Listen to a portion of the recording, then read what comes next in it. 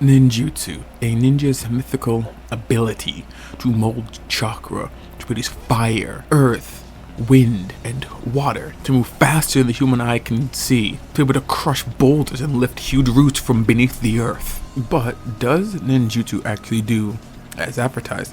Does it actually create water, fire, earth, air, lightning? Sure, it makes you move faster, feel stronger and whatnot, but does it actually become these elements? Hello everyone and welcome back to another episode, and that's exactly what we will be discussing today. Does ninjutsu actually become the element? Does it actually become the thing you are conjuring? Without any further ado, let us get into it. First, let us talk about what ninjutsu actually is. Well, ninjutsu is the combination of physical and mental energies within a person's body to produce chakra, and that chakra is then through hand seals molded to get the desired effect, either breathing fire, shooting lightning, moving really fast, creating clones, any number of effects. And when they use these effects in ninjutsu, even after they're done casting the technique in and of itself, the effects don't just leave, as we see with the rock golem from Onoki when he and Gar teamed up to stop one of Madara's attacks. Also from the literal steam generated from when that whole gaggle of mist shinobi countered Madara's fire style. The mist made up from the water, that didn't just vanish when they were done with it, right? Because even after they got bodied, that steam, that fog was still there until it was swept away. The mud Jiraiya made when he fought against Orochimaru in the three-way deadlock, that didn't just vanish either. The mud wall that Hiruzen made didn't just vanish when he's fighting Orochimaru after he cast the jutsu. That stayed. He didn't have to maintain that. I believe the greatest example is wood release. Because we see from both Hashirama and Tendo, when they produce wood style, their wood contracts stay. For example, when Tendo made all those planks of wood and to help rebuild the Leaf Village, they stayed. We see Hashirama makes all those wood, like giant trees, and they stay. In fact, it was Hashirama's wood style that helped make the infrastructure for the first iteration of the Hidden Leaf Village. Again, we see in the fight with Madara, after Madara uses wood style, all the freaking trees and flowers and whatnot, they don't just vanish until Onoki gets rid of them with his particle release. But I will say wood release is special. Only people with Hashirama's cells or like an Otsutsuki can actually use wood release. Something connected to like the Ten Tails and whatnot. And several wood release jutsu are described as manipulating pre-existing trees and wood to produce the effects, but we also still see that the wood comes from the user. A notable exception are things like clones, Kagebushin to be more precise, how they have to be able to maintain the shadow clone. Also, water clones do have a similar drawback. They can't go but so far away from the user. And some of you might be thinking due to like, well, Gaara's sand, right? Gaara's sand is a bit different. Gaara's using his chakra to manipulate already pre-existing sand. He isn't creating the sand from his chakra. He's just manipulating it with his chakra. Also, again, in part 1, we saw something similar with the water dragon bullet, Zabuza and Kakashi. They manipulated the pre-existing water instead of generating their own water to create the dragon. Another example is when Kakashi made his water clone. When he briefly fought Kisame, he used pre-existing water that was already there. Same with the water wall that was used in that same scene. And you can do the same thing with lightning release. In fact, that's how Kirin was formed. Sasuke used naturally forming lightning in the cumulonimbus clouds, controlling it with what little chakra he had, shaping it into the form of a dragon giraffe thing and shooting at Itachi. And the Tsuchikage used it to raise the earth up beneath Madara. So you can kind of utilize ninjutsu that's like bending from Avatar, which I think is actually pretty cool. It's multifaceted. It probably saves chakra. I don't have to directly create the element or mold the element. I can just manipulate pre-existing elements. I don't know if you can do it for fire, and I don't know if you can for wind. Pretty sure you can. We just don't really see an example of it that I can immediately recall. So that solves it, right? You mold the chakra, it becomes the element, you throw it out at someone's face, you can maybe a pre-existing element, everything is all hunky-dory, and Sage Six Paths can rest well knowing he did a good job of spreading chakra, peace, love to the rest of the world. However, that is not the case. And how do we know this? Well, if it truly became the element, it would not be subject to chakra element Preta Path absorption. What do you mean by that? Well, as we see from Fuse Momoshiki as he absorbed the plethora of jutsu that Takasuke was throwing at him, and we saw the Preta Path absorb the combination Sage Jutsu from Jiraiya, Ma, and Pa. But when Jigen was on fire, from fire summoned from the Fire Mountain, thanks to Kashi and Koji, he could not absorb that. Why? It was not ninjutsu originating fire. No chakra was used to mold or shape the flames. He summoned the flames using chakra, but the flames themselves are not made of chakra. But that got me thinking, well, what's the real difference? You make fire with ninjutsu, you summon fire from the mountain. It's all fire, correct? No. And it harkens back to what Amado said about how when they saw the Shinjutsu on display, they sought to mimic it. Everything kind of fell into place from there. It's mimicry. And ninja must see through deception. It's all a deception. Because if Jigen could just absorb fire in general, why not be able to absorb the fire from the mountain? If it truly became the element, it really shouldn't matter what attack is used, but it does, because when chakra is molded, it adopts the properties of water, fire, earth, air, lightning, etc. But it does not truly become it. It mimics it. So with fire, it feels hot. Hence Samehada, when he split the fireball in half, ate it, but it was really hot, so it didn't like it. But it could still eat it. So if you could just eat stuff like that, like elements, why not just eat the dirt until it becomes uber powerful? Or when Madara used the Preta Path to absorb the Odama Rasengan and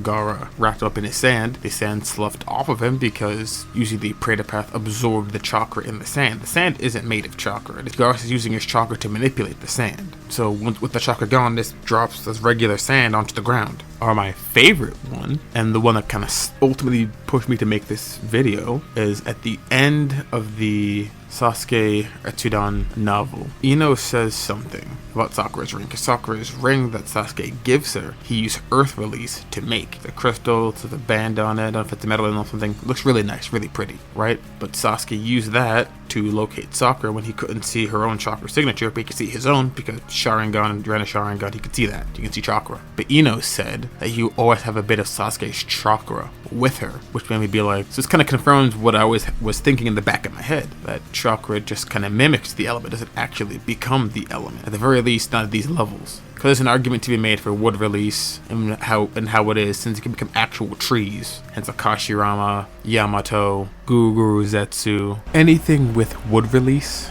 potentially can circumvent this because of the nature of like wood release and its potential connection to the Garcher, but that's speculation, we don't really know. Because with all of this, it now makes sense as to why ninjutsu chakra absorbing techniques can absorb just like the rocks, fire, water, air about them, just to gain a lot of power and strength. Because if it truly became, then it would be able to absorb anything around it and from the world around it, you know? Even something like Senjutsu can be absorbed. Why? Because all Senjutsu is just nature energy mixed with chakra to make Senjutsu chakra. It's still chakra at the end of the day.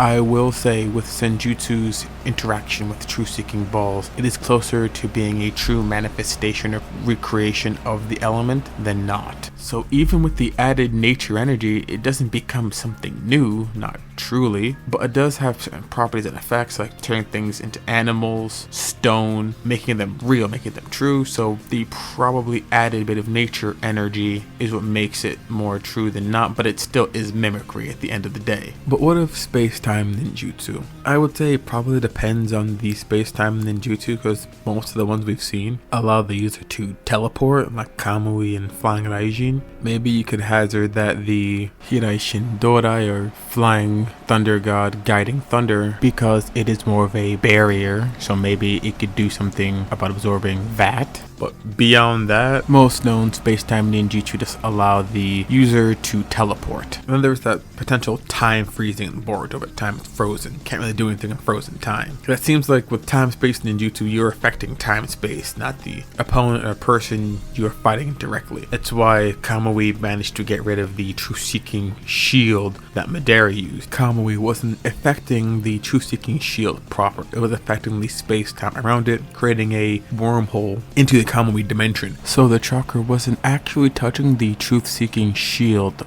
proper. It is affecting and touching the space-time around the truth-seeking shield. Kind of like how a space-time version of Gaara's sand, how Gaara isn't making sand, he's manipulating it. Kamui isn't making the Kamui dimension, it's already there, and the chakra is manipulating the space-time to make a portal to there. What of yin-yang release? Yes, we're talking about your creation of all things, your truth-seeking balls. So, are they real, or are they just mimicry, like other ninjutsu? Can they be absorbed? Well, for the first one, I must say yes, they are real. Because with yin yang release, more specifically with the creation of all things, you are creating something, you're altering reality after a fashion you are. Imagining it with your spiritual, mental energy, and you are giving it physical form with your physical energy, your yin, your yang chakra, yin yang release. You are truly creating. And we have seen the results of that. The bijou, for instance, are all the product of yin yang, this creation of all things from the Sage of Six Paths.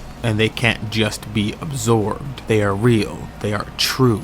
Sure, they are chakra beasts. That's just the nature of them being the bijou, not necessarily because they're just walking eternal jutsu. They think, they feel, they can give you chakra, regenerate chakra. They're just true beings. If they weren't real, the Gold and Silver brothers couldn't eat the stomach lining of the Kyuubi. If they weren't real, a tentacle of the Eight Tails couldn't have been attempted to be consumed. If they weren't real, with enough damage, they would simply poof away, right? The jutsu would fade. Because if they would have, you would think Madara beating the brakes out of pretty much all the bijou simultaneously would have caused them to disperse, but they didn't, and they've been alive for at least 1,000 years, since the end of the Sage of Six Paths. Another example is Izanagi, another kind of yin-yang release jutsu, how you make your death or whatever happened just a dream, then you recreate your body in good health somewhere else.